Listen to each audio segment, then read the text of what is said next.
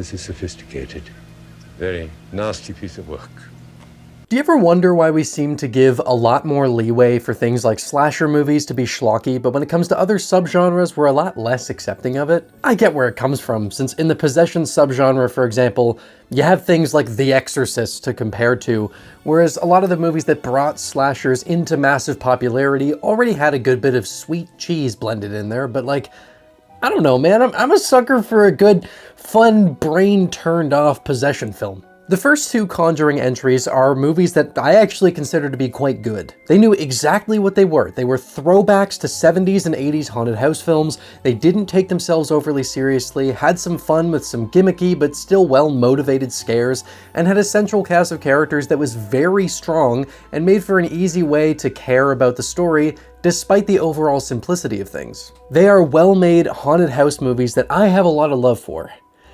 And then came 2021, when it was time to churn out another one of these money printers, but this time around James Wan was unable to return, and so Michael Chaves took the reins this time around to direct a screenplay written by David Leslie Johnson McGoldrick, who sounds like an Elden Ring boss trying really hard to get his life together. Chaves had previously directed The Curse of La Llorona, which I've never actually seen, and I guess I should get around to it at some point, and he was also given The Nun 2 following his work on The Conjuring.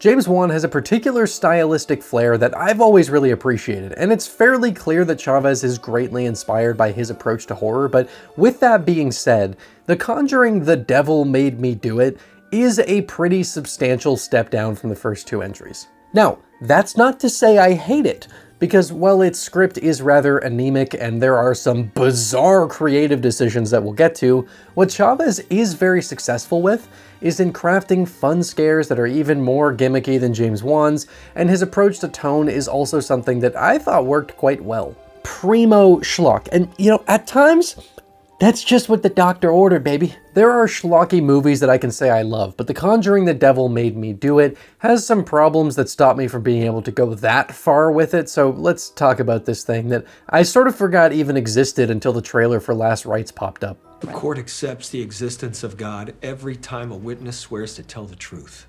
I think it's about time they accept the existence of the devil. The Conjuring 1 and 2 were haunted house movies, chronicling the hauntings of the Perron family in Rhode Island and the Hodgsons in Enfield, and the third movie is a departure from that. This time around, the inspiration for the story is not a haunted house, but instead a murder case from 1981 in Connecticut where Arnie Cheyenne Johnson killed his landlord Alan Bono, and it was the first time in American history where an attempt was made to argue innocence on the grounds of possession. I tried that with my advanced calculus professor in university after I got distracted hanging out with my rabbits all night when I had an assignment due the next morning, and I stand by it. Those things scare me, and I fear what might have happened if I'd stopped giving them attention on that fateful night. I am kidding, of course. I never went to university, and my brain is far too sloth-adjacent to form coherent thoughts, let alone do advanced calculus. I am terrified of my rabbits, though. That part is true. Now, to avoid sounding like a broken record, I'll just say that if you're curious about how I feel about the Warrens or these movies exploiting real-world tragedies for fun and entertaining haunted house movies, I talked a fair bit about it in my video on The Conjuring 2, and I'd rather not repeat myself so as to avoid unnecessary retreading. All I will say about it here is that these movies are so far disconnected from the reality of these situations that I think them using the names of real people and locations and certain events and things like that holds them back and is a hindrance, and they would have been best off just using these cases as inspiration for their own stories. The last thing I will say about this is that I do think this is even more distasteful than the last two movies with how it handles the real world material it's pulling from, since we're dealing with a genuine murder, painting the guy who was killed as annoying and trashy and showing the killer as an innocent man and absolving him of responsibility. That's not great. Don't do that. I'm just going to talk about this as if it's completely fictional because for all intents and purposes, It is. I mention this here because them trying to sell this story at least somewhat accurately actually winds up putting them in situations where the decisions they made for the fictional narrative make absolutely no sense, particularly in the film's ending, and how Arnie having been convicted in real life doesn't make any sense considering how they chose to have the climax of the movie play out. With that out of the way, the film opens with what seems at first to be another one of those mostly unrelated cases that the last two did, which served to establish the Warrens as career investigators, but this time around the opening scene is actually deeply consequential for how the whole thing plays out. The decision to have an unrelated haunting for the opening made most sense in the first movie, since that was where we were establishing who these characters are and what they do. It felt a little odd in the second movie, but wasn't the worst thing in the world, since the Enfield haunting is often likened to the Amityville one, and I definitely think that was the right move to leave that formula behind here and just get into the meat of the actual story the movie's focusing on. Now, what I do take issue with in this opening scene is because it's establishing characters who are actually relevant to the narrative, it would have helped to give us at least a little bit of setup on who these people are, and instead of just throwing us into what feels like the climax of a different movie. This wouldn't always be a problem, and I think that structure can actually be a cool and subversive way to open a horror film by establishing something really intense off the bat so that you expect something super intense the whole way through. But well, the script is one of the biggest spots where the Conjuring, The Devil Made Me Do It, runs into problems, and these characters are about as fleshed out in the opening scene as they will be by the end, which is concerning. One of the things that makes those first two movies so great is the really great family dynamics that they establish, which help us get more easily invested into the story. Those movies could very easily be bland and hard to engage with, but it's largely because of the families that they stick so much better than they otherwise could have. The Hodgsons in The Conjuring 2 in particular are such a big reason why that movie works as well as it does, and here you don't have anything even remotely resembling that. Seriously, within like the first 15 minutes of this movie, you will be as acquainted with these characters and their dynamics as you will be at the end. That's a part of a much broader structural issue with this movie that we'll get to in a bit, but first I want to throw some praise at this opening scene. While it's lacking in much narrative weight as a result of how the rest of the film plays out, what it does well, it just serves to be a pretty cool playground for some fun possession shenanigans. I didn't remember much about this movie when I started working on this video, but one of the only things that had stuck in my mind was seeing David on the table contorting like this. Now, I've never seen any movie do this better than The Devil Inside, since they had an actual contortionist doing this without any CGI, but I can't deny that this is still pretty damn cool. Again, it's the sort of like candy horror that I think of when I watch like a schlocky slasher movie. I liked when they did this in The Conjuring 2 for that brief scene where they find Janet, but here, because we get a better view of it, it's just really exciting. It's a pretty intense opening, which they set you up for right off the bat with a more amped up version of the ominous music that we had over the opening titles in the last two movies.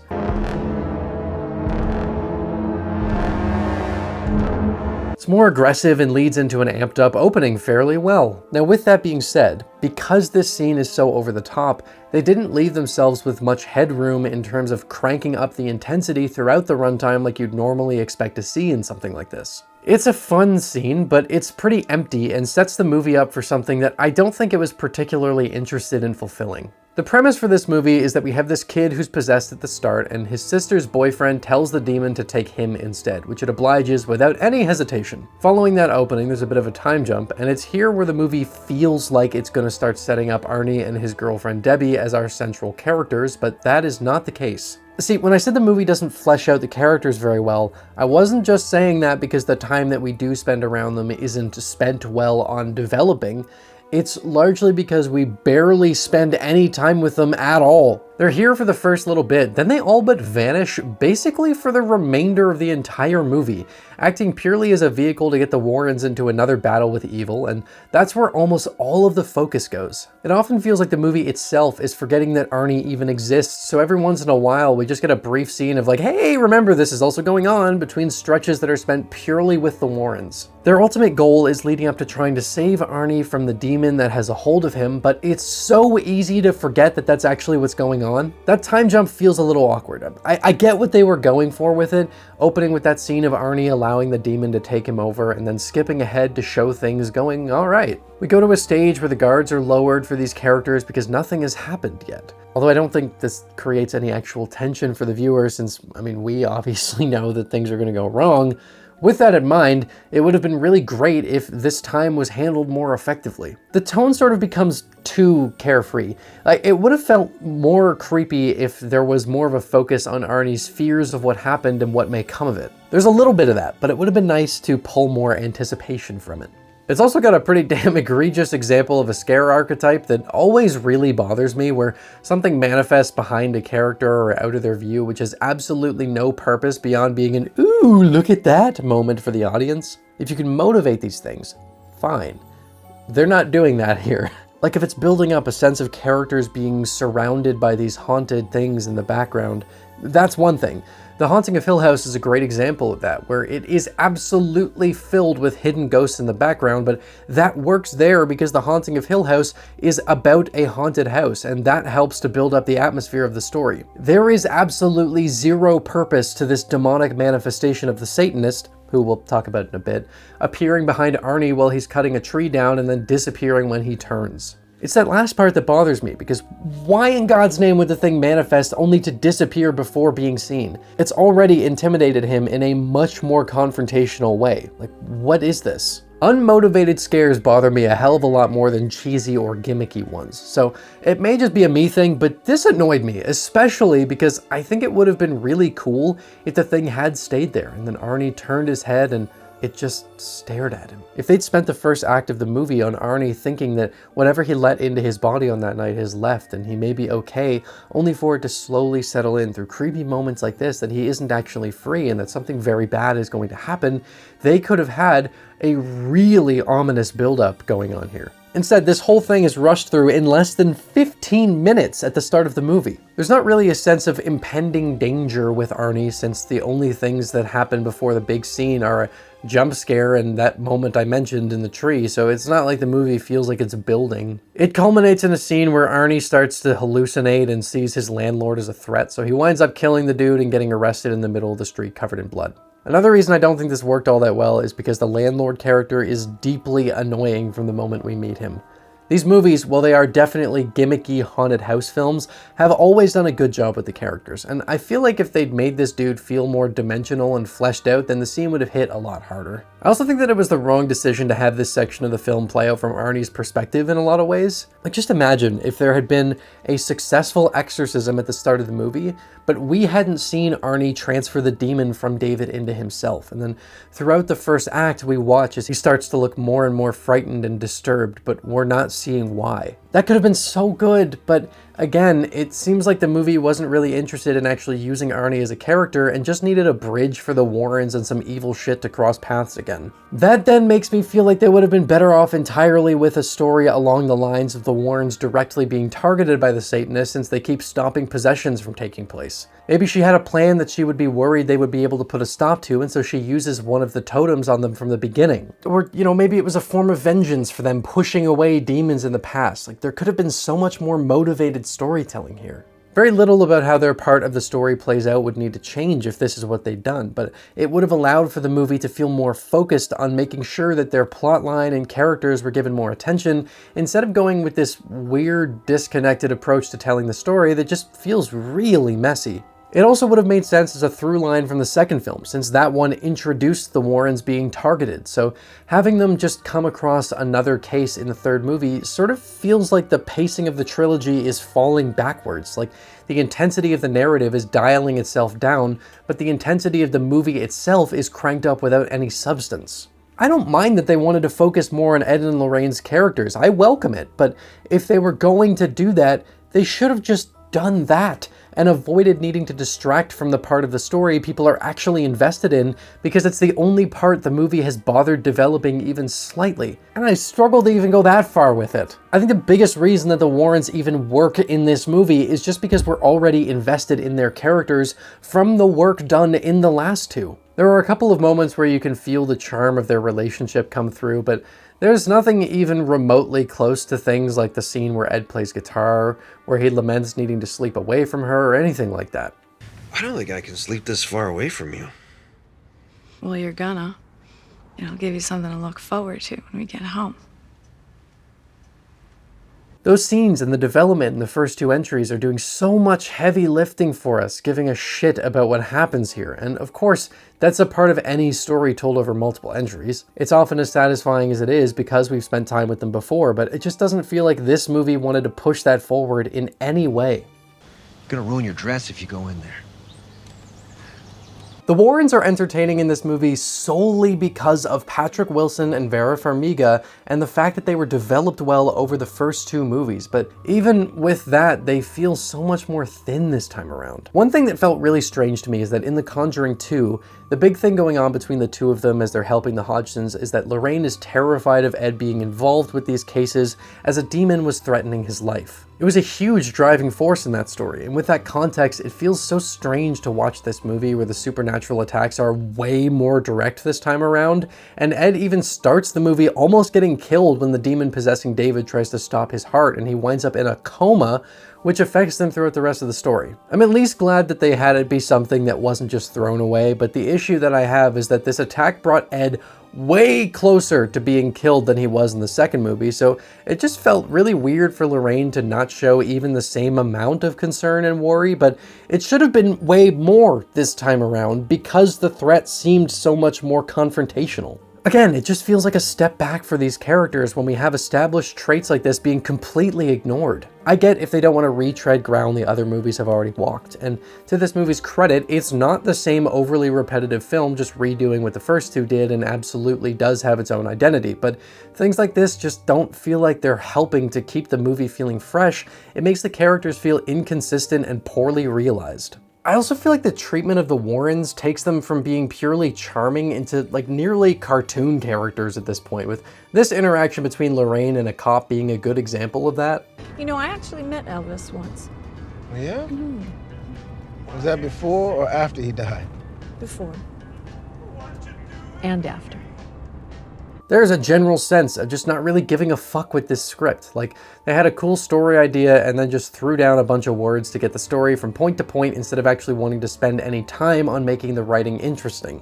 I find it especially frustrating when there's a movie that has a somewhat similar premise, and it's one that I consider to be one of the greatest possession movies ever made. The Exorcism of Emily Rose also dealt with someone attempting to make some level of a religious defense in court. And mind you, it's a lot more nuanced than I'm making it sound, but that'll suffice for what I'm trying to get across here. Now, I'm not one for comparing movies a ton, but when you start to get more specific with things, it becomes harder to shake. If these were just two possession movies, then whatever, but these are two movies which are dealing with someone accused of something in court, and which the defense is attempting to argue their innocence on the grounds of something tied to religious reality, and that for me is harder to avoid the want to compare with. The Exorcism of Emily Rose is brilliant and uses that premise in really interesting ways, while The Conjuring 3 just has it as a background thing that barely matters. What bothers me, I think, the most about this is how them wanting to keep the result of Arnie's trial accurate to the real thing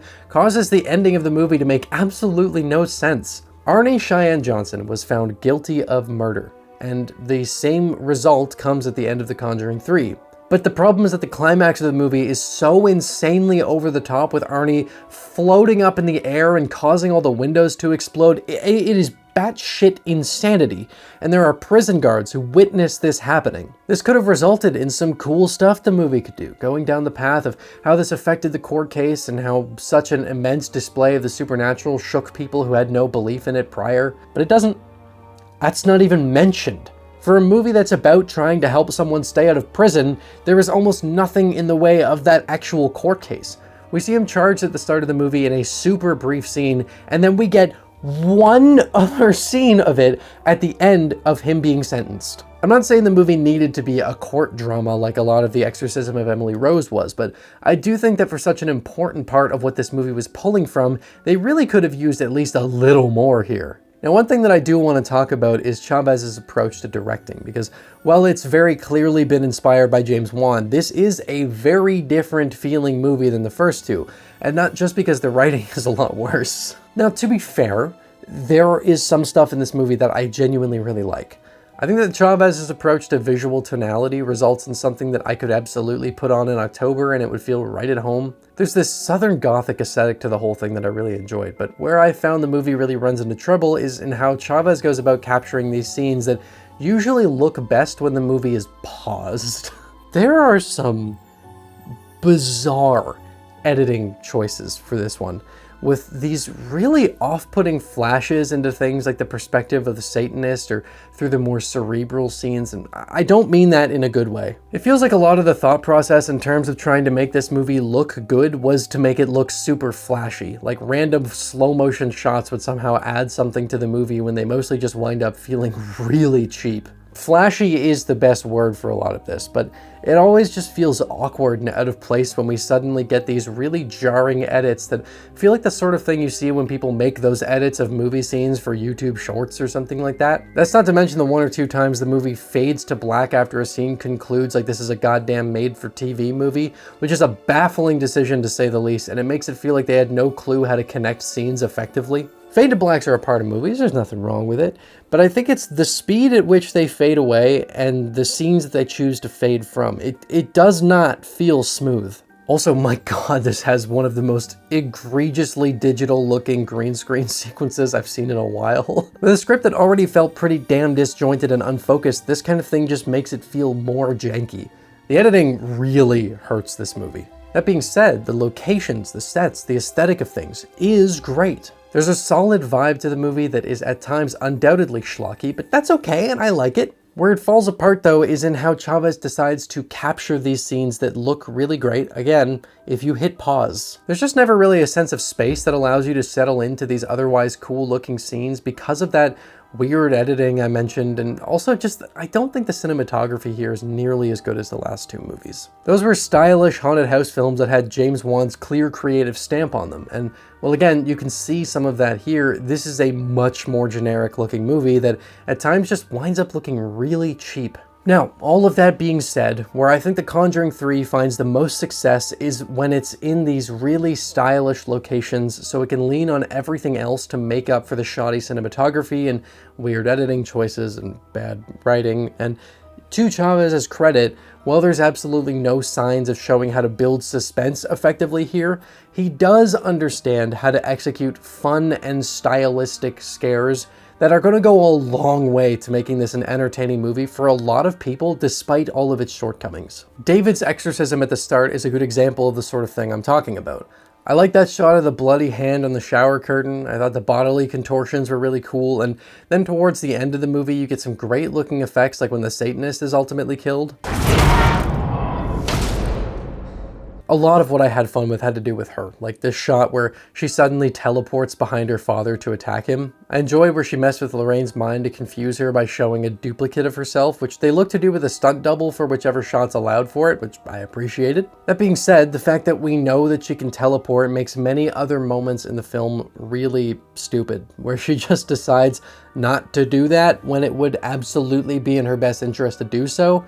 Like when Lorraine is actively trying to destroy the altar, giving the Satanist her power, and so she just walks slowly towards her, which gives plenty of time for intervention. That's tied into a broader issue with this movie's approach to scares, which I think is contrasted pretty well by how the first 2 movies went about that sort of thing. The scares there were gimmicky, without a doubt, but they all felt very well motivated by the backstory. Rory, for example, was a young boy, and so his ghost was more playful while also sticking closer to the children at the house. The maid and the mother in the basement both appear in an attempt to make their lack of agency in the horrible things that happened in their lives known, as Bathsheba Sherman possessed them both and forced them to do horrible things. The scares in the second movie were largely driven by either Valak's attempts to intimidate Lorraine with the prospect of Ed's death, or by Bill Wilkins being used as a conduit for things that Valak was forcing him to do. There is some of this in The Devil Made Me Do It, but these feel way more empty a lot of the time. Like that shot of the Satanist in the window, or the waterbed sequence with David, where there's just not much there. No backstory on what's going on, no tie-in with the overall story.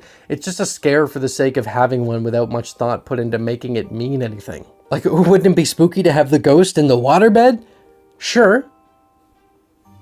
Do something with it. Don't just make it jump out. With that first example, there's even a direct comparison for how that sort of thing can work with the scene of Lorraine hanging up laundry when the sheet blows off and reveals Bathsheba in the window. That's Bathsheba taunting Lorraine and showing herself to her strongest adversary as a show of strength. Here it's just for the viewer to go, ooh, I guess there's nothing inherently wrong with that, but it's certainly pretty empty and isn't anything special enough for the scare itself to make up for its lack of significance, which again is a problem with a lot of what happens here. Ed almost dying at the start puts him on a cane for the rest of the runtime, and he also has meds that he needs to take, but none of this is consequential at all. He even forgets his meds at the end of the movie, but it doesn't wind up impeding him much or leaving him all that much more vulnerable than he would have otherwise been. It feels like an artificial tension, especially when Lorraine's worry for him from the second movie is so much less intense here for some reason. Then there's also the scene where he almost kills Lorraine after being affected by a totem secretly placed in a flower pot they received as a gift, where it feels like everyone moves on from it way too quickly. I do, at the very least, appreciate that the film wanted to close off on a similarly warm note to the first two movies, which I do think is an important part of what makes The Conjuring work in the way it does. It doesn't touch the final scene of The Conjuring 2, in my opinion, which I think is largely just down to the fact that they don't work on the characters nearly as well here, but it's still a fairly sweet scene. We learn at a point in the film that Ed and Lorraine met when Ed was working at a movie theater, and they went out together one night while it was raining and took shelter in a really nice gazebo, and that's where their love began. It's something that Lorraine calls back to when trying to pull Ed free of the influence of the Satanist towards the end of the movie, and the film closes off with this really sweet moment of him revealing to her that he recreated it on their property. I honestly wish they'd spent more time here, because the scene is over pretty quickly, and I love the idea so much that I want to see more of that. That's the kind of thing I want. It's a really nice way to close things off and ties in nicely with some of what went on with them in this film and feels appropriately tender for a Conjuring movie. That being said, it would have hit a hell of a lot harder if the movie had done a better job of handling the narrative the whole way through, but on its own, it's still a really sweet moment. I know it sounds like I hate this movie, but the truth is, there is still a lot of fun to be had with The Devil Made Me Do It. I just need to approach it in the right way. The story itself of this Satanist sneaking totems into people's homes to possess them with a demon that it's made a deal with and to killing people around them is fun, and there's some cool investigative stuff going on as well. Hell, John Noble is in this movie. Yeah, Denethor II. That's just inherently awesome. Well, it's weird to see him go from performing in one of the greatest sequences in the history of the art of cinema in the culmination of a trilogy that is worthy of equal praise to now having a bit part in a schlocky horror movie. He's still great. I actually really enjoyed what they did with his character as well, where the expectation once you learn that the Satanist is his daughter, at least for me, is that he'll either have been in on it the whole time or he'll try and defend her in some way. That's not how it plays out. It's the only thing that can break her curse. We need to destroy it. He's a great side character because of how terrified he is of what his daughter became as a result of being exposed to the world of Satanism from a young age, because it was something that, he had a lot of books and things like that about. He winds up wanting to help Lorraine take out his own daughter, which I thought was genuinely awesome. Like, that's a great plot point. Again, it's just something that shows up though, vanishes. It's dealt with almost immediately, and then it's done. The Satanist herself isn't remotely fleshed out beyond that and could have used some more characterization, but she's a simple and cool villain to have here that serves her purpose, mostly. The movie's aesthetic is solid, aside from some weird direction and editing decisions. The scares, while rather empty, are still mostly fun. The movie's got some value to it. You just have to know the kind of thing you're signing up for when you sit down with this one. It does do something that I think is generally a bad idea, where it's referencing other extremely iconic films but isn't nearly as inspired or well made as those. And while that's not inherently a problem, and I think paying homage to movies that inspired your subgenre makes sense, it doesn't really help when I'm annoyed by certain things the movie is doing to then see references to The Exorcist and The Shining, both of which are some of my all-time favorite movies, because then I'm just reminded that I could be watching one of those instead of this. You're gonna show me this and expect me not to go, oh, why don't I just watch The Exorcist right now? I don't know, man. I'm torn on this one. I don't think it's well made, and it's definitely the worst of the 3 Conjuring movies we've gotten so far, but I can't sit here and tell you that I didn't have some fun watching it or that I'll never throw it on again. Sometimes I just want a cool baseline story with a decent vibe and some gimmicky scares, and this delivers on all of those. Yeah, I don't know. I don't hate you, but I don't love you. And I gotta be in the right mood for you.